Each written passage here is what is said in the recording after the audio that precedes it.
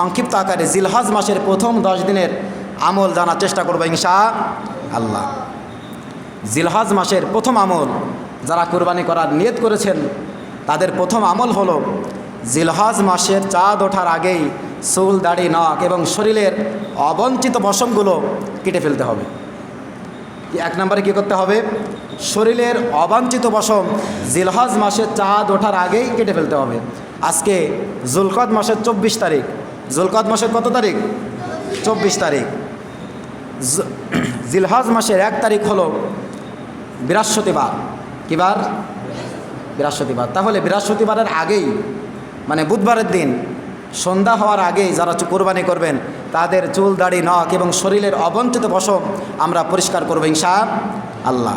আল্লাহর হাবিব সাল্লাল্লাহু আলাইহি সাল্লাম বলেছেন যারা কুরবানি করবে না তারাও যদি আমলটা করে তারাও করতে পারবে, কোনো অসুবিধা নাই। আল্লাহর কাছে নেকির অভাব নাই। তারা যদি আমলটা করে কি হবে?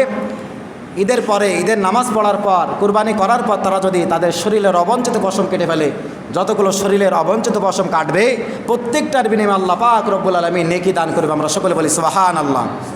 তাহলে জিলহজ মাসের প্রথম 10 দিনের 1 নম্বর আমল আমরা শুনলাম। জিলহজ মাসের প্রথম 10 দিনের 2য় নম্বর আমল হলো 1 থেকে 9 তারিখ পর্যন্ত প্রতিদিন রোজা রাখা। কি রাখা? আরও জোরে বলেন, রোজা রাখা। আল্লাহর হাবিব সাল্লাল্লাহু আলাইহি সাল্লাম বলেন বিশেষ করে আরাফার দিনে রোজা রাখা। বিশেষ করে কোন দিনে রোজা রাখা? আরাফার দিনে রোজা রাখা। আরাফার দিনটা কোনটা? আরাফার দিন হলো 9 জিলহজ। আরাফার দিন কত জিলহজ? এইটা নিয়ে আবার ইখতিলাফ আছে, 2টা মত আছে। একটা মত হলো কিছু কিছু উলামা ইকরামেরা বলেন জিলহজ মাসের 9 তারিখ এটা হলো সৌদি আরবের সঙ্গে মিল করে আমাদের সঙ্গে। আমরা যদি সৌদি আরবের সঙ্গে মিল করি তাহলে 8 জিলহজ আমাদেরকে রোজা রাখতে হবে। কত জিলহজ? 8 জিলহজ। আবার আমাদের বাংলাদেশি যে আলেম আছে এরা বলে জিলহজ মাসের সৌদি আরবের সঙ্গে মিল হবে না, এটা হবে দেশের সঙ্গে মিল হবে। দেশের সঙ্গে মিল করে 9 জিলহজ অর্থাৎ কুরবানি ঈদের আগের দিন রোজা রাখতে হবে। তাহলে আমরা ইখতিলাফে না গিয়ে আমরা যদি উত্তম একটা পদ্ধতি গ্রহণ করি, যেমন 8 জিলহজ এবং 9 জিলহজ আমরা যদি রোজা রাখি তাহলে নেকি আমরা অন্তত আমাদের থেকে মাহরুম হবে না ইনশাআল্লাহ। তাহলে আমরা কি করতে পারি? 8 জিলহজ এবং 9 জিলহজ অর্থাৎ কুরবানি ঈদের আগের দিন এবং তার আগের দিন, এই 2 দিন আমরা রোজা রাখবো ইনশাআল্লাহ। আরাফাত দিনে যদি আমরা রোজা রাখি আমাদের লাভ কি? আমাদের লাভ হলো আমাদের 1 বছর আগের গুনাহ এবং 1 বছর পরের গুনাহ যত গুনাহ করব সব মাফ। সুবহানাল্লাহ বলবেন না? আরাফার দিনে রোজা রাখলে এর পূর্বের এবং পরের সব গুনাহ আল্লাহ পাক ক্ষমা করে দেবেন বান্দাদেরকে। আমরা সকলে বলি সুবহানাল্লাহ। আমরা ঈদের অর্থাৎ আগের দিন এবং তার আগের দিন এই 2টা দিন আমরা রোজা রাখবো ইনশাআল্লাহ। এবং আরাফাত দিনে আমরা বেশি বেশি পাঠ করব লা ইলাহা ইল্লাল্লাহু ওয়াহদাহু লা শারীকা লাহু লাহুল মুলকু ওয়া লাহুল হামদু ইউহয়ি ওয়া ইউমীতু ওয়া হুয়া আলা কুল্লি শাইইন কাদির। আরেকটা দোয়া পাঠ করব সুবহানাল্লাহি ওয়া বিহামদিহি সুবহানাল্লাহিল আযীম। আমরা এরপর পাঠ করব সুবহানাকা লা ইলমা লানা ইল্লা মা আল্লামতানা ইন্নাকা আনতাল আল্লামুল গুয়ুব। আমরা এই দোয়াগুলো পাঠ করব ইনশাআল্লাহ। এবং জিলহজ মাসের প্রথম 10 দিনের 3য় নাম্বার আমল হলো বেশি বেশি জিকির করা। বেশি বেশি কী করা? জিকির করা। এই জিলহজ মাসের প্রথম 10 দিন আমরা অহেতুক সময় নষ্ট না করে যখনই সময় পাবো সঙ্গে সঙ্গে জিকির করবো জিকিরের বাক্য কয়টা? যারা বলেন 4টা। জিকিরের বাক্য কয়টা? 4টা। 1 নম্বর সুবহানাল্লাহ, 1 নম্বর কি? 2 নম্বর আলহামদুলিল্লাহ, 2 নম্বর কি? 3 নম্বর লা ইলাহা, 4র্থ নম্বর আল্লাহু আকবার।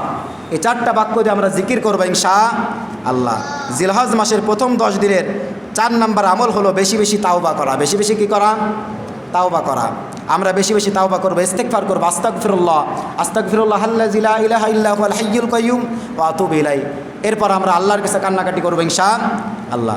জিলহজ মাসের প্রথম 10 দিনের 5 নম্বর আমল হলো নিয়মিত ইবাদত পালন করা। যেমন নিয়মিত ইবাদত হলো 5 ওয়াক্ত নামাজ পড়া। কি করা? 5 ওয়াক্ত নামাজ পড়া, আল্লাহর কাছে কান্নাকাটি করা, তাহাজ্জুদের নামাজ পড়া, বিভিন্ন রকম দান সদকা করা আমরা করবো ইনশাআল্লাহ। এরপর জিলহজ মাসের প্রথম 10 দিনের 6 নম্বর আমল হলো বেশি বেশি তাকবীর পড়া। বেশি বেশি কী করা?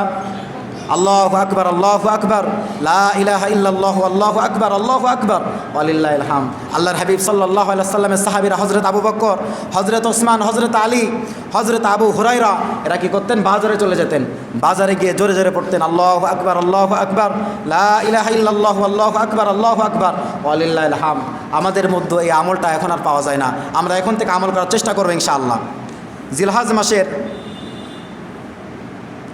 7 নম্বর আমল হলো তাকবীরে তাশরিফ পড়া। কি করা?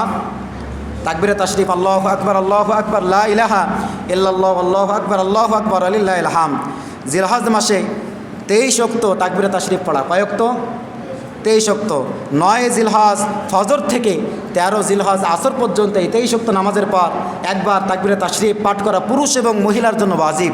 আমরা পাঠ করব ইনশাআল্লাহ। জিলহজ মাসের 8 নম্বর আমল ঈদের দিনের সুন্নাত, ঈদের দিন পালন করা। 9 নম্বর সুন্নাত যাদের সামর্থ্য আছে কুরবানি করা। কি করা? সামর্থ্য যাদের আছে কুরবানি করা। 10 নম্বর যাদের সামর্থ্য আছে হজ এবং উমরা পালন করা।